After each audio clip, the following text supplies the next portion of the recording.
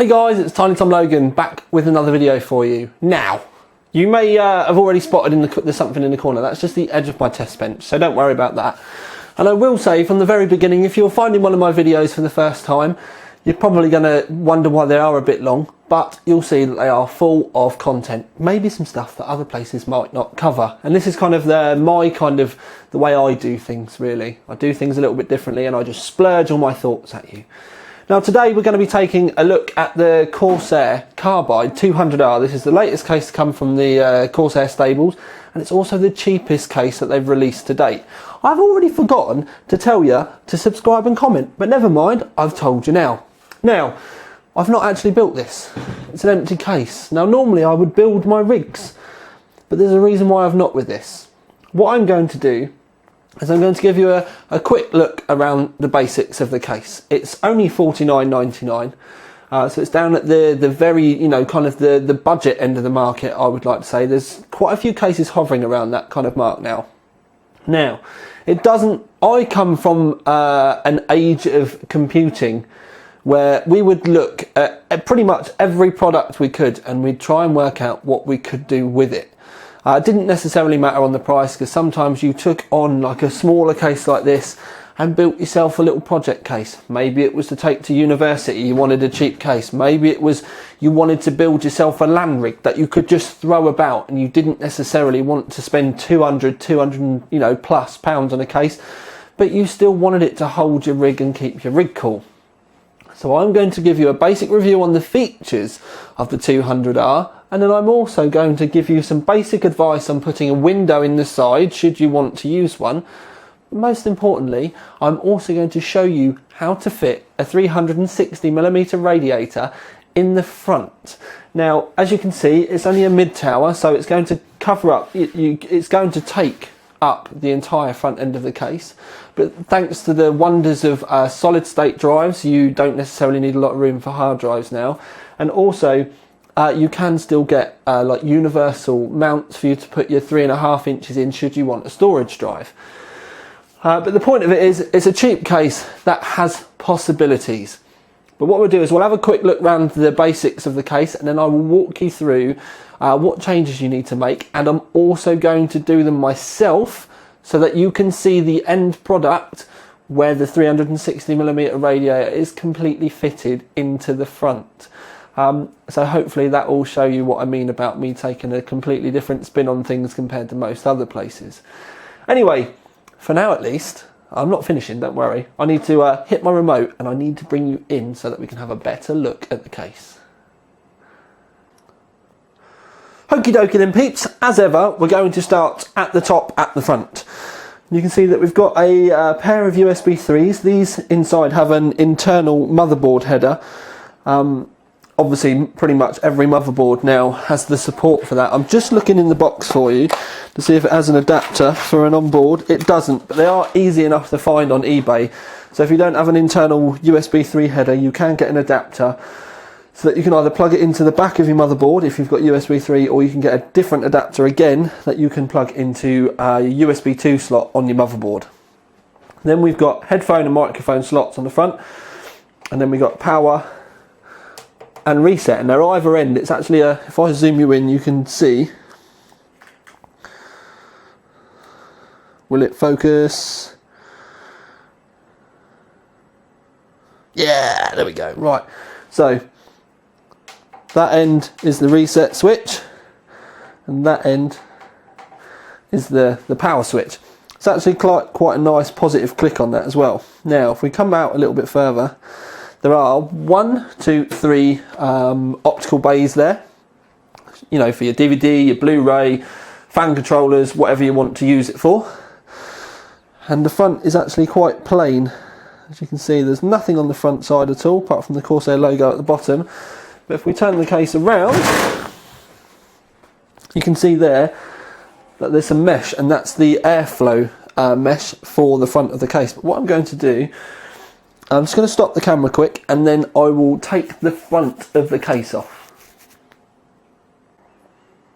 Now, to get the front off, you have to remove the side panel with the 4 screws.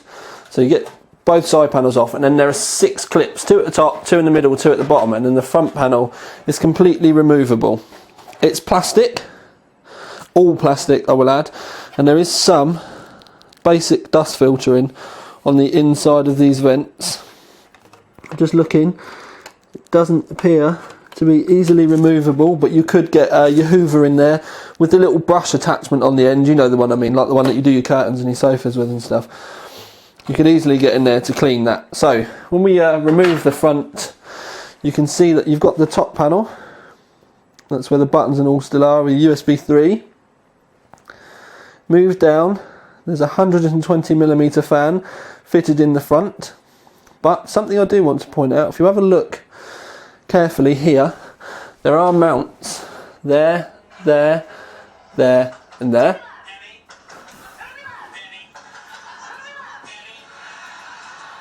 That's my message tone. Yes, I like The Big Bang Theory, and yes, that was Penny and Sheldon.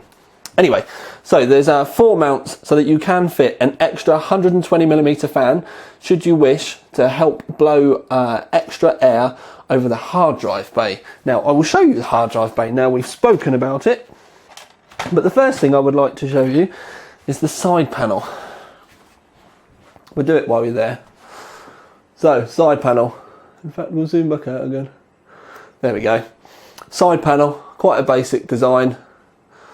It's just all steel, and then there's 2 mounts, and you can fit either a 140 or 120mm fan in each. They've got the rubber grommets, and should you want to use the 140s, you can just move it out. But it's just a basic steel punched mesh. But something that is nice is, even though it's a cheaper end of the market case, both sides of the door have been painted. You'd be surprised how much difference that makes. And also with the grills, you can see that there's a slight extra kind of like bit of detailing in the edges where it's been punched, and surprisingly that does actually give it a lot more strength. Considering that it is a basic door, there isn't a lot of flex there at all. Like I said, especially for the price, we're used to these plain doors flexing a lot. That extra bit of shape does give it more strength. But anyway, turning the case around, moving the camera, what we'll do is we'll zoom you in. That is your hard drive bay there. Now, I should have really grabbed this beforehand, but the hard drive bays are quite good. Basic, but quite good, because you don't need any extra clamps or anything like that. You basically slide it through, pull the little thing out the side, and then there are clips on the inside here. So if I'll show you again, I'll angle it slightly different for you. You can see the clip here, you pull that out, and then you slide your hard drive out. Slide it back in again, and you can see it lines up perfectly, so that your hard drive is completely flush with the edge, and your cables go on the other side to help keep everything tidy. Very similar kind of idea with the solid state drive. Now if I get myself some solid state drives, I need to find one that's not got tape on the bottom of it, which, sod's law, it appears they all have.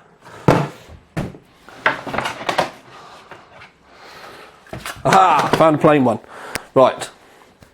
Sorry for the delay, peeps. So, got a solid state drive.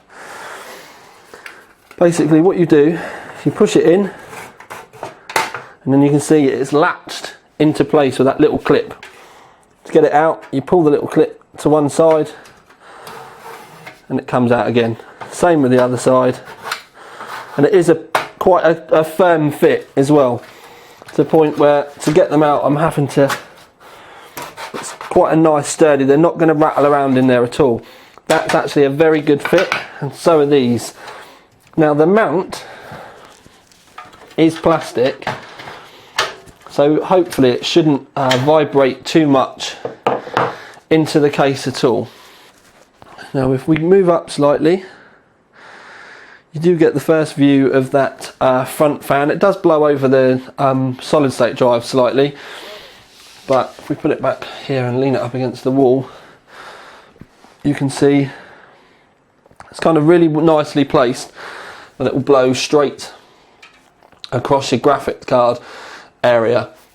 If you have problems with your hard drives overheating, then obviously you can add that extra fan, or you could add your extra fan in anyway if you really wanted to. Comes with all the motherboard standoffs fitted as a part of the case. It's enough for ATX. The only thing I would say is we've got the extra one here. Just going to see whether we can remove that, because a lot of ATX boards now don't have this one. And yeah, if you don't want that one, you can remove them. It's not a problem at all. In fact, all of the other ones, I believe... No, that's the only removable one. Oh no, there's another one there.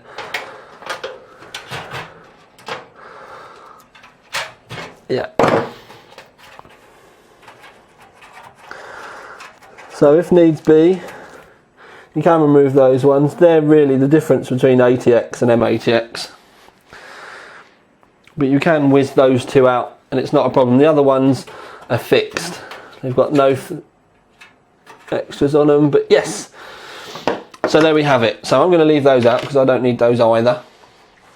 As you can see, we've got a massive CPU cutout area here, so you're not going to have any problems with where your CPU heatsink goes for the back plate. Down the side of the case, if I move this out of the way, you can see you've got two large cutout areas there to help you get your cables into the motherboard area, and then a large one at the bottom, which is obviously great for poking your power supply cables through.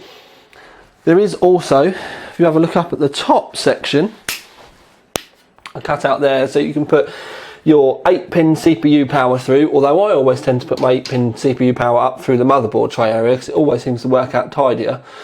But also, if you've got fans in the roof, which we'll talk about in a second, you can put the fan cables down through here as well to help keep them tidy. Now, something people will be asking about instantly, if we zoom up to the top of the case, is H100. Because everyone seems to want cases to fit the H100. Now, considering the price of this case, I think asking for the H100 to fit is quite a tall order, because why are you going to want to fit a £100 cooler or a £90 cooler into a £50 case? Now, the radiator on the H100 is about 25-26mm thick, and then the fans are 25mm thick as well, so you're going to want at least 50mm. If we go up before the motherboard, it's really not going to fit. You're going to be massively hanging over the motherboard area. Some cases may be able to run it, and I'll explain to you why. Some cases, sorry, some boards. The 120mm are stood off, so they fit much further back. So depending on the height of your heat sinks and how your RAM is placed, you may be able to get it to fit. But it really depends on your components. If you've got tall RAM, it's not likely to fit.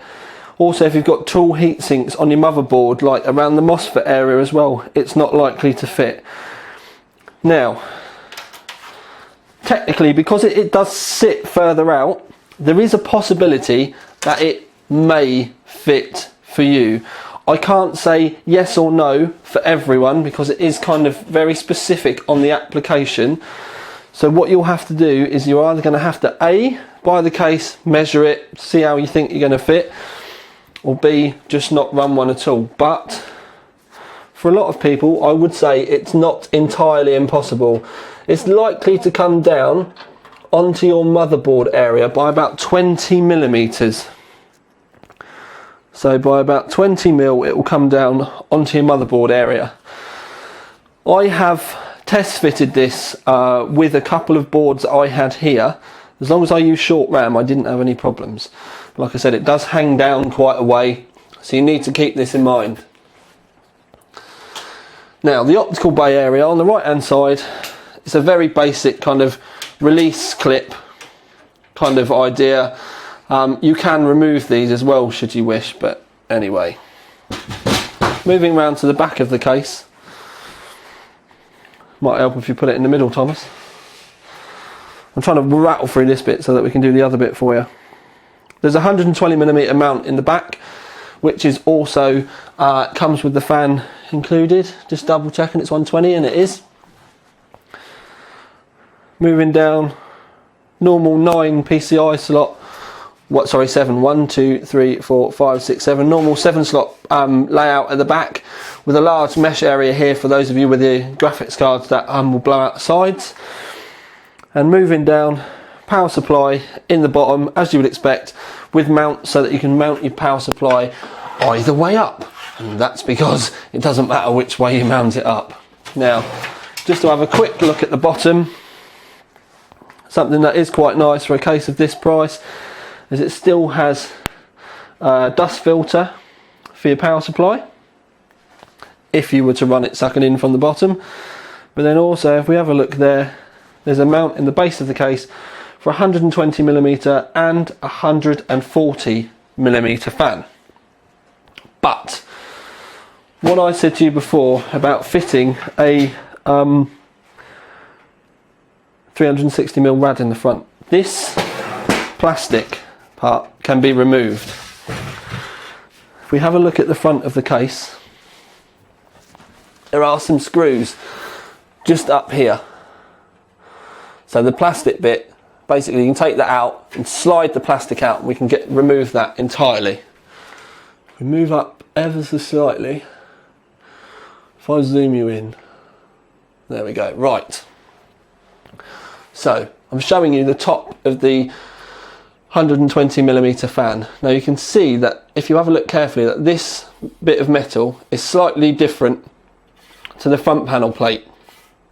Now this bit of metal, all it is the base of the drive bay area.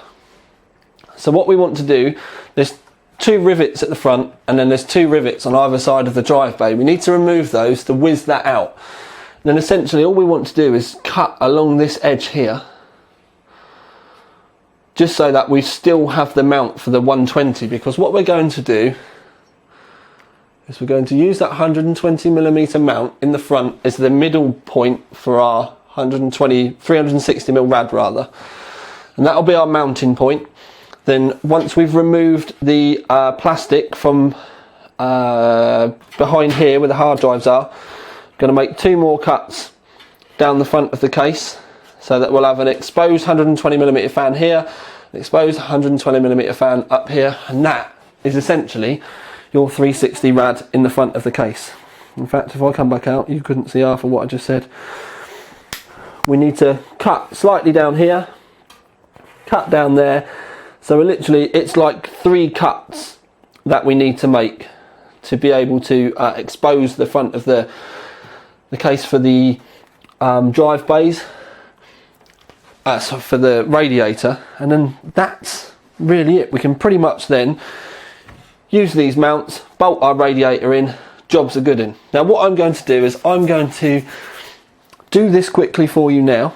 So I'm going to make this cut, take the rivets out, take the hard drive area out, make these 2 cuts as well, and then I will be back and show you what it looks like. And this is just so I can just show you that you, with a little bit of imagination, a drill and a Dremel, you can take a case like this, which is quite cheap, and be able to adapt it for your needs should you need a 360mm rad.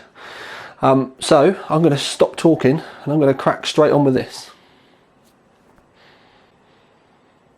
Right peeps, I've removed the hard drive area in the front of the case, as you can see. Now I've just had a quick look at the case, and what I've noticed, just making sure that you can see, is that this piece of material here is actually fixed to the side drive bay, which is then also part of the entire motherboard tray. So what I'm going to do is I'm going to cut up the side here, just a quick Dremel, buzz, whiz up quick, and then from this side I can show you up here. You can see the cutouts. So what we'll do is we'll use the lines from these cutouts at the top, and we'll go across there. So then this part of the drive bay area will fall out, so this won't be held on then, so this won't be here, which will allow us to get into the drive bay area with our Dremel. So once we've got the side drive bay out, we'll be able to get in with our Dremel, and we'll run a Dremel line across here to remove this part of the motherboard, or this part of the tray, and then all we need to do is, once this is out, cut the front off so that we can then, or run a line off, and then that'll be it. That'll be our cut. So it's a cut along there, a cut along there. That will open up all the drive bay area, up and down, and then the side will be gone as well. And then at the front, all we then need to do is do a cut there and a cut there, and that's it. We're done. So we're in total, we've got 1, 2, 3, 4, 5, say 6 cuts. It's really not much at all. It will take, Dremel wise, as long as you've got decent cutting discs, I would have said probably, I reckon you can have the front ready for this case in about 30 minutes total. And what I'm going to do now is I'm just going to head straight off and get this done. 20 minutes later and I'm back. As you can see, the case has gone through a bit of a transformation. It's all still covered in the Dremel dust because I wanted to show you I've had a quick sand down, but I've not done anything. Nothing major. Now, just to show you something, places like this where the Dremel catch, you're never going to be able to completely get away from it. So what I suggest you get is either matte or satin. Let me zoom back out again because otherwise it will scare you. Matte or satin, Humbrol. It's like model paint. Now the matte or the satin will cover that up well enough that you won't necessarily, it won't stand out too much, and once the radiator's in there you won't notice it. So that's a good thing that you can do. As you can see, I've cut this. Now it is flexible, so it's not going to be the most utmost secure thing in the world. There are things that you can do beyond this by bolting in like radiator grills and stuff over the top, but this is meant to be something that we can just show you just quickly of of options that you can do. And then at the bottom, as you can see, I've cut the area out down there as well.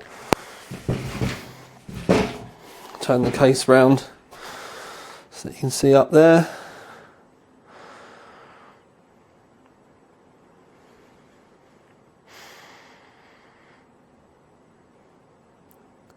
Now obviously cutting the side of the drive bay off here was quite extreme because I'm showing you how to fit a 360, but if you only wanted to fit a 240 in there, you wouldn't have to remove that, and then you could also get you would be able to use at least 2 of the drive bays as well. I've obviously gone for the extreme where you can see it's all nice and open and everything kind of angle for it. But what I'm going to do now is get some cleaning cloths and wipe some of the dust away quickly and put the radiator in there just to give you a look at what the radiator can look like inside. Right then, my lovely people, here we have the finished article. Now I've not spent as much time as I normally would trying to get things finished off and clean because I wanted to show you it in there and fitted. There is a little bit of flex going on. This could be easily rectified. All you would need to do would be to make yourself a little plate for the radiator and then have it pinned back ever so slightly. Now you can either do it so that the plate is at the bottom holding it against the front panel, or you could do a plate across the front so that there is an extra mount up here just to hold it upright. But it's not going to go anywhere. Once this is on your desk, it'll be completely fine. Now another thing is I've fitted in the side, as you can see, this is a 60mm radiator. It's a XSPC RX 360 and I've got 2 sets of fans on it, so that you can see that it's still not even outside of the drive bay area, so that your graphics cards and everything you should still have be in there all fine. You'll have room to be able to put your solid state drive behind the motherboard tray, or if you're running mechanicals, you'll be able to, that's my phone, you'll be able to put mechanicals in the floor in front of your power supply. Radiator wise, obviously once you get to a point like this, you do need rads. You can get tube reservoirs with mounts to go on 120mm fans. So as long as your graphics card doesn't come past the edge of your motherboard, so you only need to have a look at the kit that you're going to be running. As long as your graphics card doesn't hang off the edge of your motherboard, you'll have more than enough room to have a mount here, if you wanted to have a tube res that is, and then have your tube res in front of the fans, or just run a single set of fans and bolt it to the radiator and you'll be fine anyway. Pump can go in the floor, blocks and loops. Now the good thing about this is we've got a 360 in the front. This RX 360 would easily be able to cope with a CPU and even a fairly warm graphics card, so like the older kind of like 6970s and the like. Once you get up to 7970s and 680s, CPU and GPU is an absolute no-brainer. This radiator will be perfectly fine for it, and I do mean perfectly fine. You'd even be able to run SP120 Quiet Editions on it, and you could more than likely get away with running them on low speed as well with a radiator this thick. Now, if you did want drive bays, all you do is you don't cut the drive bay area off like I have done. You put your 240 in down the bottom like I have, and then what you can do is you'll lose one of your drive bays, but then you'll still have the two at the top. If you were to go down the dual radiator solution, then you'd be able to run, for argument's sake, either your like a fan controller or your optical drive. It should use them, but I don't anymore. I haven't done for a long time. And if you don't either, and you only want a 240 for a CPU loop, then you could run the XSPC dual bay. I think it's the 750 litre per hour, and it's a bay reservoir, dual bay res, with a pump built into it as well, and that would help keep your loop all really, really tidy. It's exactly the same kind of methodology that I used when I built my Nürburg rig. So you could go down that route. If you can run thicker radiators if you want, the options really here are endless. You can essentially have a 240 or a 360 in the front, and you just need to adapt it to suit your needs best. The only thing I would say is on the front panel, as you can see here, what I would do is I'd just trim this plastic back. I'm trying to get it in the light so you can see. I've got blinding lights in my eyes. I'm sure you can see better than I can. But anyway, trim this bit of plastic back. And if you really want that little extra bit more airflow, what you could do is sorry, I smashed the mic. Right at the very bottom, you could trim out two sections. You'd have to do two U's, so you have a bit there and a bit there, just to allow that little extra bit more air through. And if you did that, when you put it on, nobody would even know that you had that in the case. Now, as far as the window is concerned, this is all really, really easily done, because all you need to do is remember that it's quite an easy thing. This is when you put the door on, it slides on. So you put that on and then it slides on. So you need to allow extra room at the back of the window panel for the slide. So what I would say is where these two little notches are on either end, do not put your acrylic any further past that. Also, don't forget to allow 10mm from where your acrylic can go, so 10mm before your window starts, because what you need, and I will grab it quickly, is some, this is what I use, it's foam tape. It's double-sided foam tape. So what you need to do, and I'm going to put some on here quickly just to give you a visual representation. Now I'm literally just smashing this on here quickly just so that I can show you. If that was where your tape was on, you want your acrylic, your actual cut for the window, to start just in front of it. So when you relay that to the other side of the case, your window's going to start quite a fair bit down, but that's what you want to do. So you can then run that down. You can have the window then as large as you want. You can pretty much go right the way around the outside with your tape, and then go a little bit further in, and you can put the window on. So you can have a fairly meaty window around there, which you just drill in the corners with your drill. You can do like another one in the middle if you want, and what you do is you start with a small drill and work your way out bigger so that you can get a jigsaw in. A jigsaw is the easiest way. Make sure you cover the front up with masking tape, and you can go around with a jigsaw, or you can do it with a Dremel. If you do it with a Dremel, you just need to go around with a file, clean the edges up after, and when you cut, if that's the line that you want, what I always do is I cut inside, so you cut away from the material that you actually want. So just to, again, we'll use this. If you want the outside edge here, to be your line. Now I know this is just the tape, I'm just trying to explain. If you want the outside line here, you cut a little bit further in the material that would be wasted, and then what you do is you file and sand it back so you get a nice perfect straight line. You don't try and cut perfectly with your edge, you finish afterwards. Now that is a very kind of quick, rushed way of showing you, but at the end of the day the whole point of this video was just to show you that you can get a 360mm radiator in the front of a 50 quid 200R case and it still end up looking quite standard. It's not really till you take the side off you kind of get met with the beast within.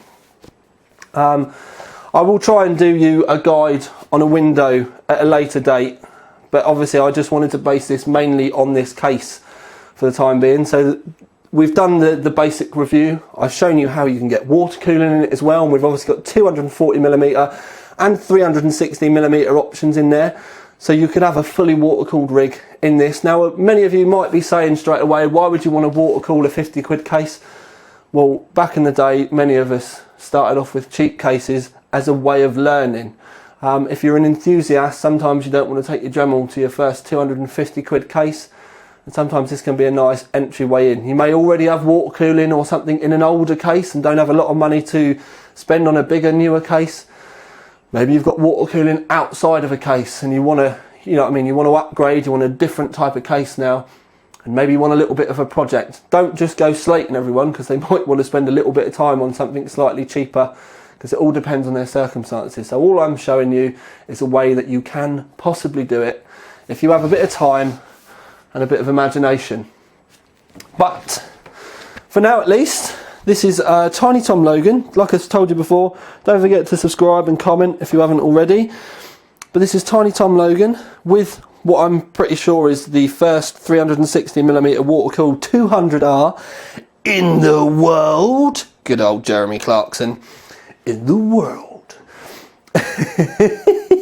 Anyway, this is Tiny Tom Logan with the Corsair 200R review and mudding guide, showing you how you can put water cooling in it if you've got a little bit of time, imagination, a drill and a Dremel.